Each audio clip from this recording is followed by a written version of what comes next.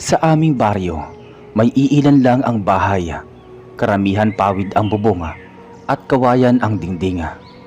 Madilim ang paligid tuwing gabi dahil bihira ang may ilaw di kuryente. Gasera lang ang gamit ng karamihan. Dito nagsimula ang kababalaghan na hanggang ngayon ay nakatatak pa rin sa alaala ko. Noong panahong yun, kilala sa aming lugar si Mang Sadring. Isang albularyo. Siya ang takbuhan ng mga tao kapag may karamdaman o kapag may kakaibang nangyayari sa pamilya. Marami na rin siyang napagaling kaya't malaki ang tiwala ng mga tao sa kanya.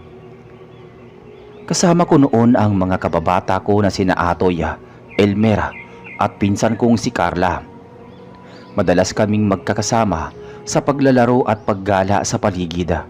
Pero nang magsimulang kumalat ang balitang may aswang na namumugad malapit sa amin, biglang nagbago ang lahat. Edward, huwag ka munang lalayo ngayong gabi. May nadinig na naman akong balita na may kinuhang bata kagabi. Nanginig ako sa kaba. Yun ang sabi ni nanay sa akin. Nanay, totoo po ba talaga na may aswang dito? Tanong ko. Matagal nang may ganyan dito sa atin. Pero huwag ka mag-alala, andyan naman si Mang Sadring. Kinabukasan, nagkita-kita kami ni na Atoy, Elmer at Carla sa may punong mangga sa gilid ng bukid. O Elmer, nadinig mo ba kagabi? Yung iyak ng sanggol na parang nasa bubong? Oo, yun nga. Yun kasi sabi ni nanay, baka daw aswang yun. Sagot ko naman. Tahimik lang akong nakikinig pero ramdam ko rin ang kaba nila. Pagkaraan ng ilang araw, isang gabing may nangyari na hindi namin inaasahan. Habang natutulog kami, nagising ako sa kakaibang tunog mula sa bubungan. Parang may humahaplos at kumakaluskos. Dahan-dahan ako bumangon at sinilip si nanay na mahimbing pa ring natutulog. Hindi ako nakatiis, pumunta ako sa bintana. Doon ko nasilayan ng isang anino na nakadungaw sa bubong ng kapitbahay naming si Aling Maringa. Mahaba ang buhok at kumikislap ang mga mata. Hindi tao ang anyo nito. Para itong hayop na nagtatangkang pumasok sa loob ng bahay. Kinabukasan, kumalat agad ang balita. Nagkasakit si Aling Maringa at halos mawalan ng buhay ang bagong silang niyang anak. Sabi ng mga kapitbahay, muntik nang makuha ng aswang. Agad na pinatawag ni Mang Sadring ito. Pagdating ni Mang Sadring, dala niya ang kanyang kahon na puno ng mga halamang gamot, langis at mga anting-anting. Mahigpit ang kanyang titig. Parang alam niya na ang kalaban. Mukhang hindi ordinaryong aswang ang gumagala dito. Malakas ito. At kung hindi natin susugpuin, isa-isa kayong mauubos dito, lalo na ang mga bata. Tahimik ang buong baryo. Ako, si Atoy at Elmera, pati si Carla, nakikinig lang mula sa gilid. Nakikinig sa kaba. Sandali man sa Sadring, paano natin masisiguro na hindi nga ito makakabalik? May ritual akong gagawin, pero kailangan ko ng kasama, mga kabataang walang takot. May handa ba rito? Napatingin kami sa isa't isa. Wala man sa plano, alam namin kami ang tinutukoy ng matanda. Nang gabing yon, matapos magpahayag si Mang Sadring tungkol sa ritual, nag-uwian ang mga tao sa kani-kanilang bahay. Pero bakas sa mga mukha nila ang matinding takot. Wala ni isang nakangiti at kahit ang matatanda halatang nangangamba. Kami naman ni Atoy, Elmer at Carla hindi agad nakatulog. Doon kami nagkumpulan sa maliit na kubo sa tabi ng bahay ni Atoy. Pare, sigurado ka bang sasama ka sa sinasabi ni Mang Sadring? Tanong ni Atoy sa akin na habang nagbibilang ng tansan sa mesa. Hindi ko alam, Atoy pero kung wala tayong gagawin, paano kung pamilya natin ang sunod nilang kunin? Sumabat si Carla, nanginginig pa ang boses. Kung hindi rin tayo tutulong, baka isang araw ako na ang kunin o kaya si nanay. Hindi ko kakayanin yun. Tahimik lang si Elmer pero ramdam kong iniisip niya rin ang pareho. Kinabukasan dumiretso kami kay Mansadring. Nakaupo siya sa ilalim ng punong santol. Hawak ang kanyang lumang kahon ng gamit. Nakasalampak ang mga tao sa paligid, nakikinig sa kanyang utos.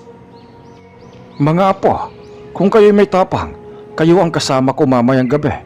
Hindi kayo pipilitin ha. Pero tandaan ninyo, kung hindi natin haharapin ang aswang na ito, mas lalong lalakas ang kapit nito sa baryo. Nagkatinginan kami. Walang nagsalita pero isa-isa kaming tumango. Magaling, pero bago ang lahat, kailangan ko kayong ihanda. Dinala niya kami sa loob ng kanyang maliit na kubo. Amoy damo at langis ang loob. Nakasabit sa dingding ang mga tuyong dahon, buto ng hayop at lumang krus na gawa sa kahoy. Isa-isa kaming pinahira ni Mang Sadring ng langis sa noo at dibdib. Mainit ang pakiramdam ng langis.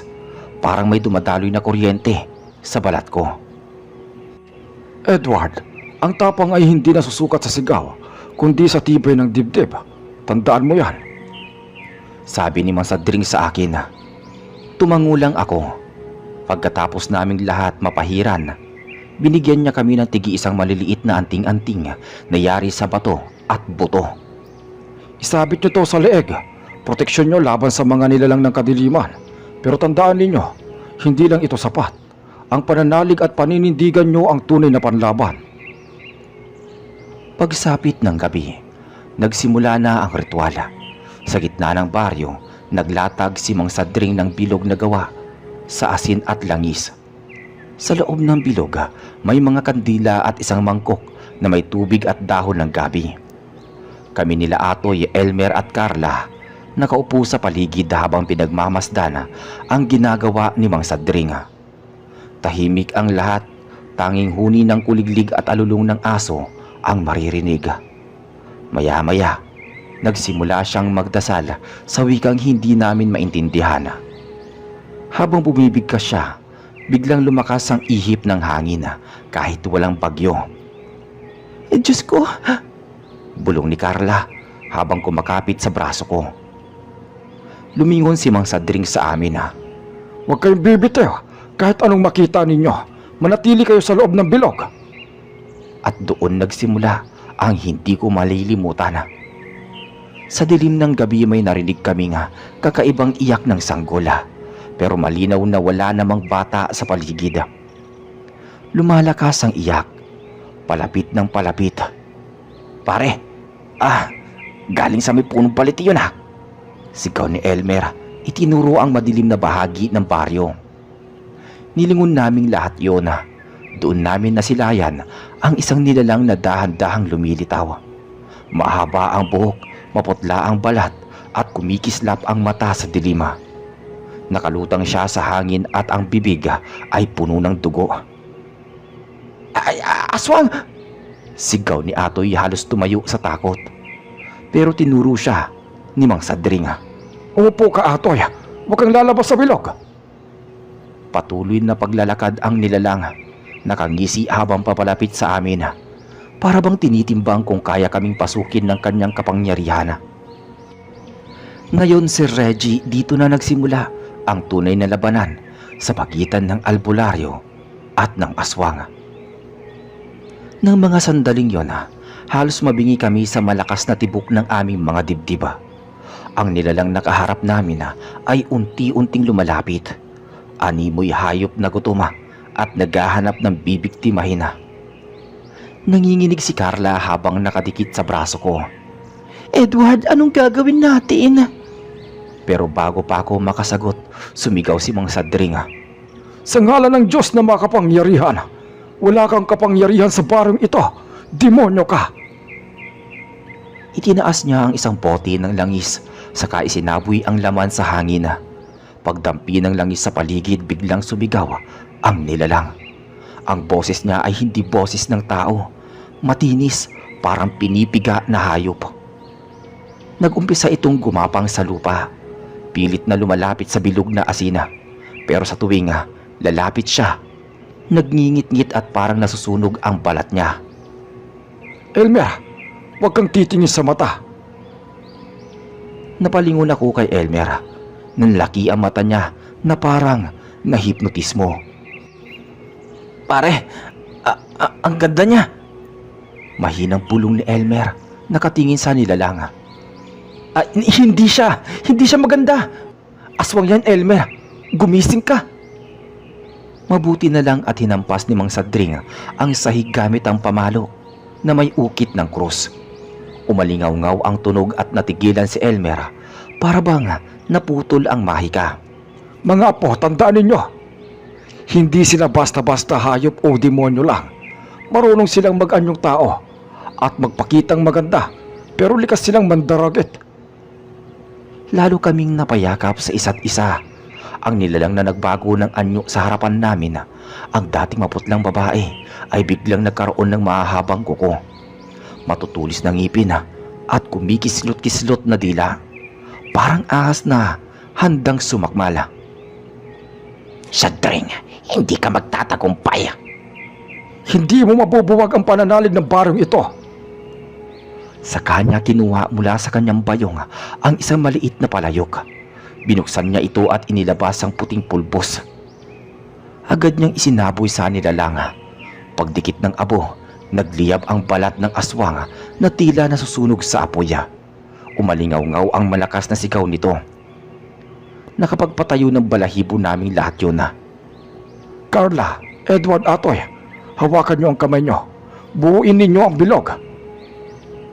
Agad naming pinagdugtong-dugtong ang aming mga kamay. Nanginginig man, pinilit pa rin naming manatili sa loob ng bilog. Atoy, huwag mong bibitawan si Carla. Hindi ko siya bibitawan. Habang mahigpit kaming magkahawak, lalo pang lumalakas ang dasal ni Mang Sadring. Biglang lumalakas ang hangin. Halos liparin ang mga pawid sa bubungan ng mga bahay. Ang mga aso sa paligid ay naguunahan sa tahol. At mula sa kadiliman ng bukid, may naririnig kami mga pakpak na nagkakampayan. Hindi siya nag-iisa. At doon ko nakita sa di kalayuan, may dalawa pang nilalang na dumarating. Parehong malaki, nakalilipad at nakatingin diretso sa amin. Tatlo sila. Sigaw ni Carla, halos mawala ng boses. Ngumisi si Mang Sadring, hindi man lang kita ang pangamba sa muka. Mas marami sila. Mas lalo silang babagsak. Sige, subukan ninyo. Itinaas niya ang krus na gawa sa kahoy at muli sumigaw ng dasal. Ang liwanag mula sa mga kandila ay biglang lumakas. Tila apoy na puting-puti. Nang lumapit ang tatlong nilalang, halos hindi ko na maramdaman ang aking mga tuhod sa sobrang takot. Ang mga mata nila'y pula, kumikislap sa dilim. Ang mga pakpak ay malalaki at kumakalampag sa bawat dampi ng hangin. Si Carla, mahigpit pa rin nakakapit sa braso. Edward, hindi ko na kaya. Bulong niya sa akin. Pinisil ko ang kamay niya. Kakayanin natin, Carla. Basta't huwag kang lalabas sa bilog. Si Atoy naman, pinapawisan na kahit malamig ang gabi. Pare, baka dito na tayo matapos. Hindi yan. Buhay tayo. Basta't kasama si Mang Sadring. Sabi naman ni Elmer. Sa gitna ng lahat, matatag na nakatayo si Mang Sadring. Nasa kamay niya ang krus na kahoy at sa kabilang kamay naman ay bote ng langis. Mga halimaw ng dilim, sa pangalan ng may kapal, hindi kayo magtatagumpay. Pagkasabi niya nito, isang aswang ang mabilis na sumugod. Ang bilis ng galaw, para bang hangin lang. Pero bago pa ito makalapit, inihagis ni Mang Sadring ang langis at agad na nagliyab ang katawan ng aswang. Uminit ito ng malakas, gumulong sa lupa. Ngunit ang dalawa pang aswang ay mabilis na pumalibot. Isa ang lumipad sa taas, habang ang isa'y naglakad palapit na nakangisi. Bigla akong napatigil. Pare, may sinasabi siya. At narinig namin lahat. Ang aswang na nakalapit ay nagsalita sa tinig na garalgala. Ibalik niyo sa amin ang sanggol. Kung hindi, kayo ang papalitan. Nanginig ang lahat ng kalamnang ko. Alam ko ang tinutukoy niya. ang anak ni Aling Maring na muntik nang makuha kagabi. Walang sanggol na makukuha sa amin. Kayo ang mawawala. Sabi ni Mang Sadring. Sabay inihagis niya ang puting abo doon. Sumabog ito sa hangin na parang usok. Nang masapul ang aswang, agad itong umurong. Para bang nasusunog ang balat. Ngunit ang isa pang aswang mula sa taas ay biglang sumugod pababa. Mabilis ang galaw at bago namin namalayan, halos nasa ibabaw na namin ito. Pare, papasok siya sa bilog. Sigaw ni Atoy. Agad tumayo si Elmer at itinulak ang sarili sa harap. Pero bago pa siya mahawakan ng aswang, kumilos si Mang Sadring. Inilabas niya ang isang matalim na bulo. Inukit na may krus ang hawakan nito. Isang mabilis na saksak ang binitawan niya. Tumama sa hita ng nilalang. Dumagundong ang sigaw ng aswang, parang kulog na umalingaw-ngaw sa paligid. Ayos lang ba kayo? Opo, ayos lang po kami. Sagot ko halos hindi na makahinga sa sobrang kaba. Ngunit bigla naming narinig ang pag-iyak ng sanggol mula sa bahay ni Aling Maring. Malinaw, malakas at tila tinatawag ang mga aswang. Diyos ko, baka makuha nila ang sanggol. Tumitig si Mang Sadring sa akin. Edward, ikaw at si Atoy pumunta doon. Siguraduhin ninyo ang bata na ligtas. Si Elmer at Carla, manatili dito kasama ko. Nagulat ako. Ako? Mang Sadring? Oo, Apo. Ikaw ang may pinakamatibay na dibdib. Huwag mong sayangin ang tapang mo. Wala akong nagawa kundi tumayo. Agad kaming tumakbo ni Atoy papunta sa bahay ni Aling Maring. Madilim ang paligid, tanging ilaw ng gasera ang nagliliwanag sa loob ng bahay. Sa bawat yapak namin, ramdam ko ang bigat ng hangin. Parang may nakamasid sa amin. Pare, bilisan natin. Sigaw ni Atoy. Pagdating namin sa loob, nakita namin si Aling Maring. Nakahandusay sa may sahig, halos wala ng malay. Sa tabi niya, ang sanggol ay umiiyak ng malakas. Agad ko itong binuhat. Nanginginig ang kamay ko. Huwag kang mag-alala, ligtas ka na. Bulong ko sa bata. Ngunit sa oras ding yun, may naramdaman akong malamig na hangin sa aking likuran. Nang lumingon ako ng duroon ng isang anino. Mahaba, payat at nakanganga ng malapad. Teka, aswang to ah. Bulong ni Atoy. Nanlaki ang mga mata. Nang makita ko ang nilalang na yun sa sulok ng bahay, bigla akong kinilabutan. Ang mga mata ng aswang ay nagliliwanag at ang bibig ay nakabuka. Tila ba gutom na gutom sa dugo. Atoy, anong gagawin natin? Pare, huwag tayong titigil. Kailangan natin makalabas dito. Dahan-dahan kaming umatras, pero lalo lang lumalapit ang aswang. Ang mga kuko niya ay mahaba at sa bawat paglakad niya, tumatama sa kawayan ang matutulis na daliri. Parang bakal na kumakaluskos, nakakangilo. Bigla itong sumugod. Hawak ko ang bata, kaya't hindi ako makagalaw. Mabuti na lang at mabilis na nakakuha ng kawayan si Atoy at agad itong winasiwas. Tumama sa braso na nilalang iyon at agad itong umurong, ngunit hindi tumigil. Mas lalo pa itong nagalit at sumugod ulit. Edward, ilabas mo na ang sanggol. Sigaw ni Atoy. Tumakbo ako palabas. Halos madapa ako sa pagmamadali. Ang sanggol humahagulgol sa bisig ko. Sa labas malamig ang hangin at halos wala akong makita. Atoy, bilisan mo! Sigaw ko. Nang lumabas siya, dala pa rin ang kawayan. Pawis na pawis at hingal na hingal. Pare, muntik na ako. Halos masakmal ako kanina. Sabi niya. Ngunit hindi pa rin kami ligtas. Sa bubunga ng bahay, muling lumitaw ang aswang. Nakalupasay ito at nakatitig sa aming direksyon. Kayong dalawa, ibigay niyo ang bata o kayo ang kapalit. Halos mawalan ako ng lakas sa narinig. Pero naalala ko ang bilin ni Mang Sadring. Kailangan namin protektahan ang bata kahit anong mangyari. Hindi mo makukuha ang bata. Sabi ko rito. Mabilis na tumalo ng aswang mula sa may bubong. Pero bago pa siya makalapit, isang malakas na sigaw ang narinig namin mula sa malayo. Lumayas kayo mga halimaw! Sa isang iglap, tumilapon sa ere ang isang pote ng langis at pumutok sa harapan ng aswang. Agad itong umatungal at umatras. Nakarating agad si Mansadring kasama sina Elmer at Carla. Nasa mukha ni Elmer ang takot pero kita ko rin ang determinasyon. Ayos lang ba kayo mga apo? Opo, Mansadring. Hawak ko ang bata. Sagot ko at nanginginig pa rin. Magaling, huwag mong bibitawan yan. Atoy, manatili ka sa tabi niya. Elmer at Carla, lumapit kayo sa likuran ko. Muling sumugod ang aswang, ngunit ngayon hindi lang siya ang kalaban. Sa di kalayuan, naririnig naming muli ang paglipad ng mga pakpak.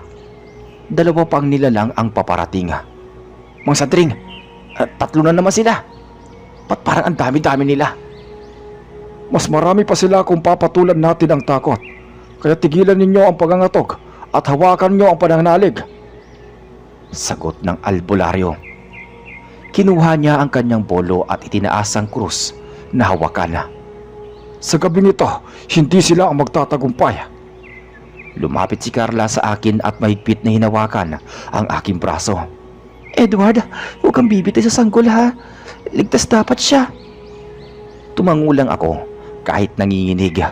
Mas pinisil ko ang bata sa aking dibdib. At doon nga, nag-umpisa na naman ang panibagong labanan. Nasa gitna kami ng dilima. Hawak ko pa rin ang sanggol na umiiyak ng walang tigil. Ang aswang ay nakapaligid sa amin. Mabangis ang titig. Parang anumang oras ay sasakmalin kami. Edward, hindi ko na kaya to. Grabe. Sabi ni Atoy. Kaya natin pare. Sagot ko kahit sa loob-loob ko nanginginig na rin ako. Itinaas ni Mang Sadring ang krus na kahoy, saka muling nagdasal ng malakas. Ang tinig niya ay matatag, hindi natitinag. Agad siyang naglatag ng abo at asin sa harapan. Nang subukan ng unang aswang na lumapit, bigla itong umatras. Parang tinamaan ng apoy o kung anong kidlat na hindi nakikita. Ngunit ang isa pa ay lumipad sa ere at sumugod mula sa taas. Mabilis ang galaw, parang kidlat na bumagsak. Pare, papalapit na siya! Pero handa si Mansadring. Inihampas niya ang bolo at tumama ito sa pakpak ng nilalang. Umalingaw-ngaw ang iyak ng aswang habang gumugulong sa lupa. Ayos lang kayo riyan? Opo, ayos lang po kami. Sagot ko sabay higpit ng yakap sa sanggola. Pero hindi pa tapos. Ang isa pang aswang ay biglang lumitaw sa tabi ni Carla. Mahaba ang dila nitong gumagapang sa lupa. Pilit itong inaabot ang paa ni Carla. Edward, Atoy, tulungan niyo ako. Sigaw ni Carla, nanginginig sa takot. Agad naming kinuha ni Atoy ang kawayan na ginamit niya kanina at pinalo-palo ang dila ng nilalang. Naputol ito at agad na umurong ang aswang. Nagngingit-ngit sa sobrang sakit. Ngunit sa gitna ng kaguluhan, napansin kong lalo pang lumakas ang pag-iyak ng sanggola. Para bang may humihila sa kanya. Isang di nakikitang puwersa. Mansadring, parang may humihila sa bata. Sigaw ko. Agad siyang lumapit sa amin. Saka pinahiran ng langis ang noo ng sanggola. Proteksyon ito. Hindi nila kayang makalapit sa batang iyan basta't hawak nyo ang buong pananalig. Paliwanag niya. Muling nagtipo ng 3 aswang. Nakapaligid at sabay-sabay na nagngingit-ngit. Para silang mga mababangis na hayop na naghahanap ng butas para makalusot. Mansadring, paano kung hindi natin kayanin ang mga to? Walang hindi kinakaya kung buo ang loob. Takot ang pagkain nila. Kapag bumigay kayo, tapos na tayo. At biglang sumugod ang 3. Isa mula sa kanan, isa mula sa kaliwa, at isa mula sa taas. Sabay-sabay na umataki ang mga aswang. Napasigaw ako. Mansadring! Ngunit hindi natinag ang albularyo. Isang mabilis na galaw ang ginawa niya. Sinaboy niya ang langis sa kanan, hinampas ang bolo sa kaliwa at tinuro ang krus sa aswang sa galing sa taas. Isang malakas na liwanag ang bumalot sa paligid. Ang tatlong aswang ay napatras, umatungal lang sabay-sabay. Halos mabingi kami sa sobrang lakas ng sigaw ng mga to. Mga bata, maghawak kamay kayo! Sabi ni Mang Sadring. Nakita namin nagbabago ang anyo ng mga aswang. Ang balat nila'y nagbibitak-bitak, ang mga mata'y dumudugo at ang katawan ay nangingitim na parang sinusunog ng liwanag. Ngunit bago sila tuluyang matalo, nagsalita ang isa. Hindi kayo titigilan ng aming lahi. Papalik kami. Saka sila biglang umatras at naglaho sa dilim, kasabay ng malakas na hangin. Tahimik ang paligid matapos noon. Tanging iyak ng sanggol at hingal namin ang maririnig. Huminga ng malalim si Mang Sadring at tumingin sa amin. Ngayon ligtas na muna ang baryo, pero hindi pa ito nangangahulugan na kailangan nating maging kampante. Kailangan nating maging handa dahil babalik sila ayon sa isang demonyong yon. Napayakap si Carla sa akin, umiiyak. Edward, muntik na tayo ron. Pinisil ko ang kamay niya. Oo, pero hindi tayo nag-iisa. Meron tayong kasamang albularyo. Kinabukasan, tila buong baryo ang nagising sa balita ng nangyari kagabi. Ang ilan ay nakakita ng liwanag at nakarinig ng malakas na sigaw mula sa gitna ng gabi. Ang iba naman kinilabutan sa mga alulong ng aso at biglang pag-ihip ng malamig na hangin. Nagtipon-tipon ng mga tao sa harap ng bahay ni Mang Sadring. Ang iba bitbit pa ang kanilang mga sanggol at bata. Parang takot na baka isa sila sa pupuntiryahin ng mga aswang. Sadring, ano ang gagawin natin? Hindi na kami mapapanatag hanggat hindi sila tuluyang nawawala. Wika ng kapitan ng baryo. Tumikim si Mang Sadring. Kita sa mukha niya ang pagod ngunit hindi pa rin natitinag ang titig. Hindi sila basta umaalis. Tinatandaan nila ang mga baryong tinatablan nila. At kung nakita nyo kagabi, 3 na kaagad ang nagpakita at higit pa. Hindi malayong may mas marami pa. Napasinghap ang mga tao. Ang iba ay nag-iyakan. Ang mga babae, lalo na ang mga nanay. Mahigit na niyakap ang mga kanilang mga anak. Ano pang kailangan natin gawin, Mang Sadring? Maganda tayo. Buo ang loob, sama-sama. Hindi lang ako ang lalaban, kundi tayong lahat. Kung magtutulungan tayo, hindi sila makakapasok muli sa ating baryo. Habang nagsasalita si Mang Sadring, nandoon kami nila Atoy, Elmer at Carla. Ako pa rin ang may hawak sa sanggol ni Aling Maring dahil mahina pa siya at hindi makabangon. Pare, hindi ako makapaniwala kagabi. Muntik na tayo lamunin ng 3 aswang, pero nakaligtas pa rin tayo. Oo nga pero hindi ka ba natatakot na baka bumalik sila talaga? Paano kung mas marami nga sila? Hindi ako nakasagot kaagad, pero bago pa ako makapag-isip, si Carla ang nagsalita. Kahit natatakot ako, mas natatakot ako kung hindi tayo kikilos. Kung babalik sila, dapat handa na tayo. Pagkatapos ng pagpupulong, nag-umpisa na kaagad si Mang Sadring sa mga paghahanda. Nag-ikot siya sa buong baryo, bitbit ang kahon ng mga langis, asin at anting-anting. Isa-isa niyang pinahiran ng langis ang mga pintuan at bintana ng bawat bahay. Naglagay din siya ng mga krus na kahoy sa mga poste at asin sa mga sulok ng bakuran. Mga apo, ang mga bagay na ito ay hindi lang panlabas na proteksyon. Kailangan ding mapanatag ang loob ng mga tao.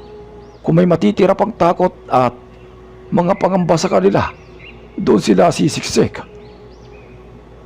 Gabi na nang matapos ang lahat. Tahimik ang baryo pero ramdam pa rin ang kaba. Sa bawat kaluskos ng hangin, sa bawat huni ng kaba at tuko, sa lulong ng aso, lahat ay nagising.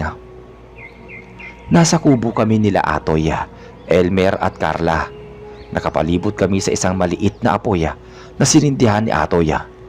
"Pare, parang hindi ako mapakali sabi ni Elmer habang nakatitig sa apoy. Ramdam ko rin. Dagdag ni Carla. Tahimik lang ako. Pinagmamasdan ko ang paligid. Madilim ang langit, walang bituin at ang hangin ay malamig. Parang may nakabitin na panganib. Maya-maya, dumating si Mang Sadring. Bitbit ang kanyang pamalo na may ukit ng krus. Mga apo, gusto ko kayong kasama ulit ngayong gabi. Hindi tayo pwedeng maging kampante. Kung babalik sila, kailangan nilang makita na hindi natin sila uurungan. Opo, Mang Sadring. Sasamahan ka namin. Sagot ko kaagad. At nang maghating gabi na, doon na nagsimulang gumalaw ang mga aso. Sunod-sunod ang tahol, sunod-sunod din ang alulong mula sa malalayo. "Pare, parang paparating na naman sila Nararamdaman mo ba?" sabi ni Atoy. Sa dilim ng bukid, may mga ilaw na kumikislap.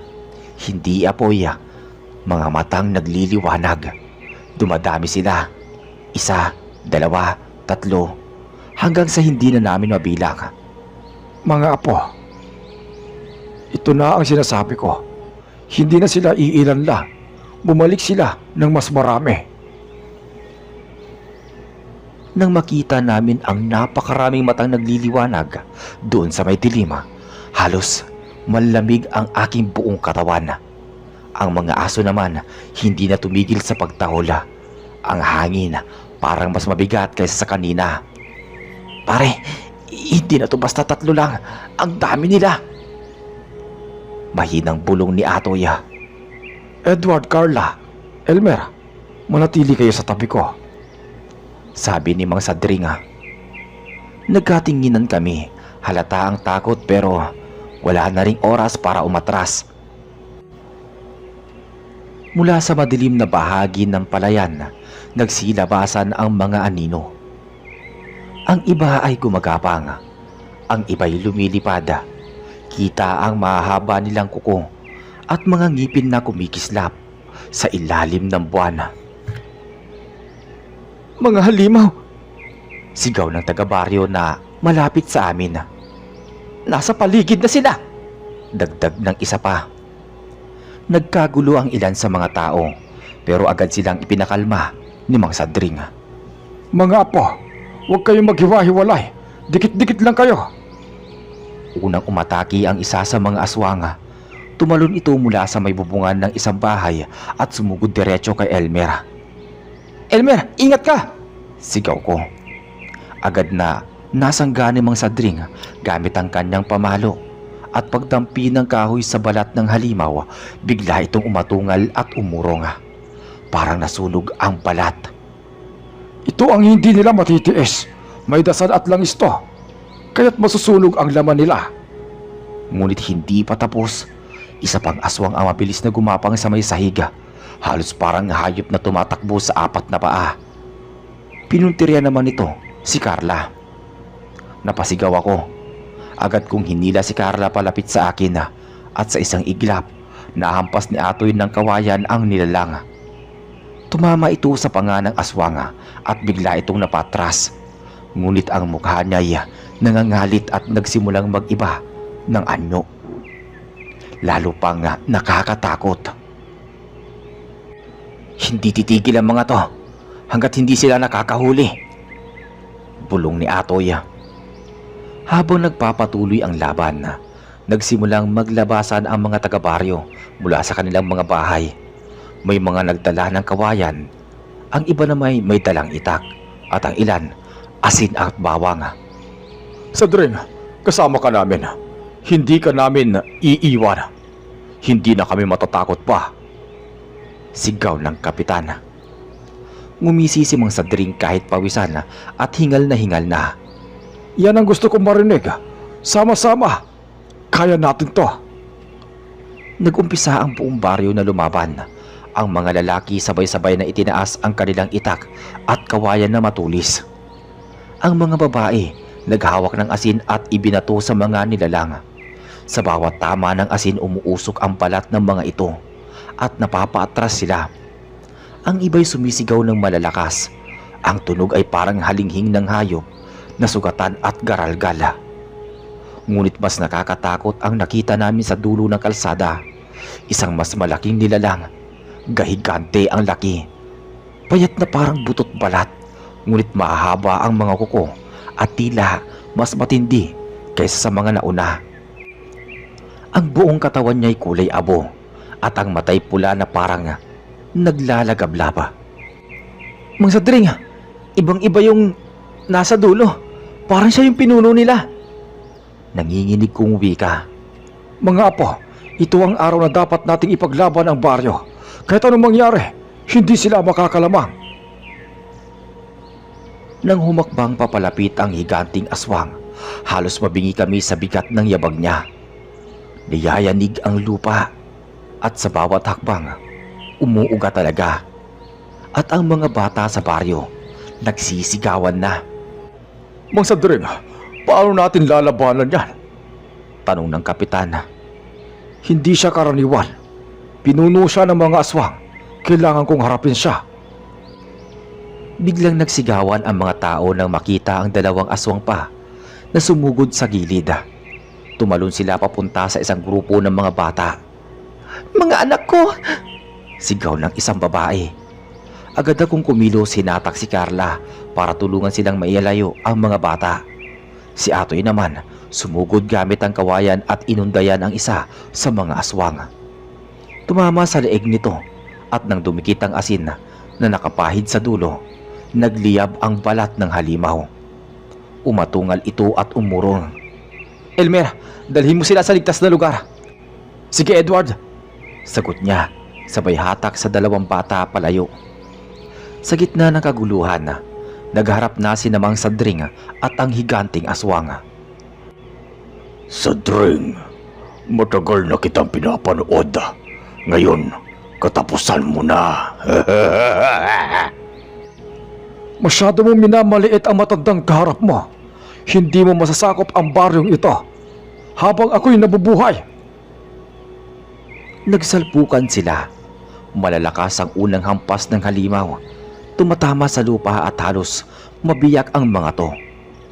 Ngunit mabilis na nakakailag si Mang Sadring, sabay palo ng kanyang pamalo sa braso ng nilalang.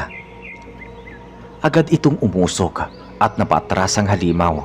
Ngunit imbis na matakot, lalo itong naggitngit. Mang Sadring, mag-iingat ka po! Sigaw ni Carla.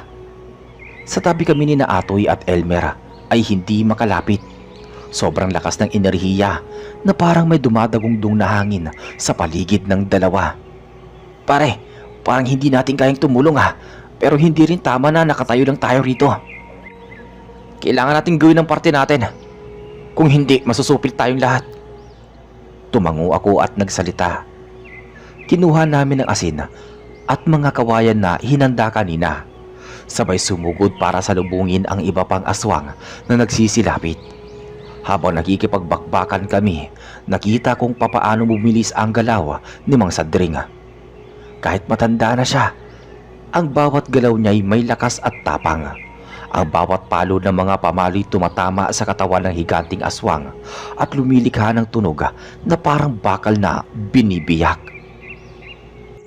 Ngunit maya-maya pa, nahampas si Mang Sadring at tumilapon siya sa lupa. Napasigaw kaming lahat. Tumayo agad si Mang Sadring kahit duguan ang bibig at nanginginig ang tuhod. Hindi ako papayag na madaig mo ako. Edward, Atoy, Carla, Elmer, ngayon kailangan ko ang tulong ninyo. Hindi ko siya matatalo ng mag-isa. Nagkatinginan kami. Sa kabila ng takot, sabay-sabay kaming tumango. Nang magsama-sama kami sa tabi ni Mang Sadring, ramdam ko ang bigat ng hangin. Ang higanting aswang ay nakatayo pa rin. Galit na galit habang ang mga kasama nitong aswang ay napapasigaw at naglalapitan. Mga apo, sabay-sabay tayo. Kung maghihiwalay tayo, mauubos tayo. Lakasan nyo ang loob nyo. Tumango kami. Pumesto sa paligid niya. Ang mga taga-baryo kahit nanginginig, lumapit din dala ang kanilang mga itak at kawayan. Unang sumugod ang dalawang aswang na ordinaryo. Si Atoy ang unang umamba, tinuhog ng kawayan na may asin at ang isa naman ay sabay hampas ni Elmer sa may batok. Pumalag ang mga ito ngunit mabilis kaming nakatulong. Binuhusan ng asin ni Carla ang sugatan na nilalang hanggang sa umusok at umatras. Nababawasan ang kanilang tapang pag nagsama-sama tayo, sabi ni Carla. Sa gitna ng laban biglang humakbang ang higanting aswang. Nakakatakot ang boses nito. Wala kayong laban sa akin. Kukunin ko ang sanggol at lahat kayo'y susunod sa hukay.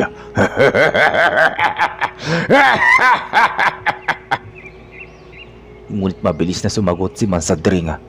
Hindi mo makukuha ang alinman dito. Ang kasamaan mo'y dito na matatapos. Itinaas niya ang pamalo na may langis at krus.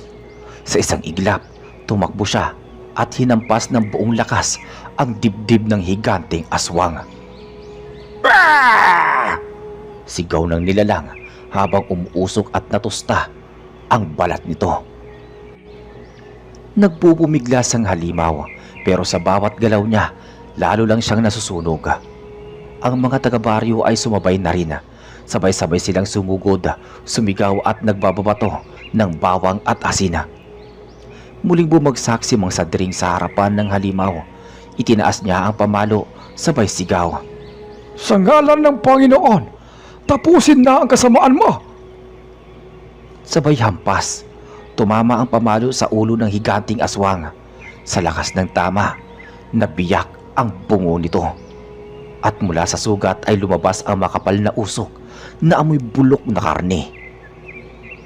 Umatungal ang nilalang ng ubod ng lakas. Nanginginig ang lupa sa huling sigaw nito hanggang sa unti-unti itong gumuho at naging abo. Nabumagsak ang pinuno, nagsitakbuhan ang natitirang mga aswang. Ang iba'y naglaho sa dilima, ang iba'y natumba na lang at hindi na muling gumalaw. Hindi ko malilimutan ang gabing to, sabi ni Elmer. Pare, kahit anong mangyari, buhay natin ang binuwis natin dito. Pero sulit kasi, ligtas ang lahat. Tumango si Carla. Oo, at si Mansadring siya talaga ang dahilan kung bakit hindi nila nakuha ang baryo natin. Lumapit ang kapitan sa lahat. Mga kababaryo, simula ngayon, lagi tayo magtutulungan. Hindi na muli makakabalik ang mga halimaw na yon kung buo ang ating pananalig at sama-sama tayo. Simula noon, naging bantog si Mansadring bilang albularyong umubos ng hukbo ng mga aswang.